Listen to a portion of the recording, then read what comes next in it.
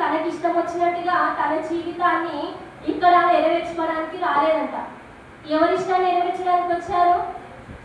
ఇప్పుడు మన ఇష్టాలని మన ఒక ఇద్దరు వ్యక్తులు ఉన్నారనుకోండి, ఇద్దరు వ్యక్తులు ఉన్నప్పుడు ఆ వ్యక్తి ఇష్టాన్ని మనము ఒక్కొక్కసారి అంగీకరిస్తామా?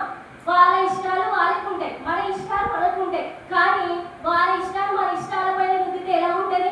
వాళ్ళ ఇష్టం నెరవేర్చాలంటే వాళ్ళ ప్రకారమే నడవాలంటే ఎంత కోపం వస్తుంది. నేను చెప్పినట్టుగా నడవాలని, నేను చెప్పినట్టుగా నువ్వు చెయ్యాలని, నువ్వు చెప్పినట్టుగా ఉంటేనే కరెక్ట్ అంటే అది కరెక్ట్ అయిన పనే. కానీ యేసు ప్రభుల వారంట తాను అక్కడి నుంచి తీర్మానం చేసుకొని వచ్చినట్ట సమాప్తం వరకు బ్రతికింది ఎన్నేళ్ళైనా.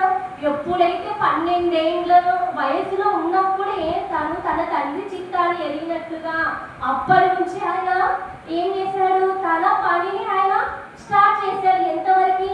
తను బ్రతికి ఉన్నంత వరకు, బ్రతికినంత కాలము, మరణించేంత వరకు తను ఎక్కడ కూడా పడిపోకున్నట్లు, ఎక్కడ కూడా జారిపోకున్నట్లు, ఎక్కడ ఒక్క పొల్లు కూడా దొరకదు యేసు ప్రభుల వారి కదా. అందుకే ఇంకా చూడండి, తన ఇష్టాన్ని నెరవేర్చుకుంటే రాలేదంట. ఎవరి ఇష్టాన్ని? తండ్రి చిత్తాన్ని నెరవేర్చడానికి వచ్చాడంట. మరి ఇప్పుడు మనము ఎవరి ఇష్టాన్ని నెరవేరుస్తున్నాము? ఎవరి కోరికలు నెరవేరుస్తున్నాము?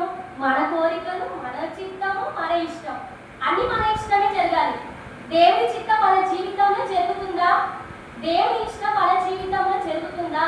దేవుని కోరికలు మనలో ఉన్నాయా?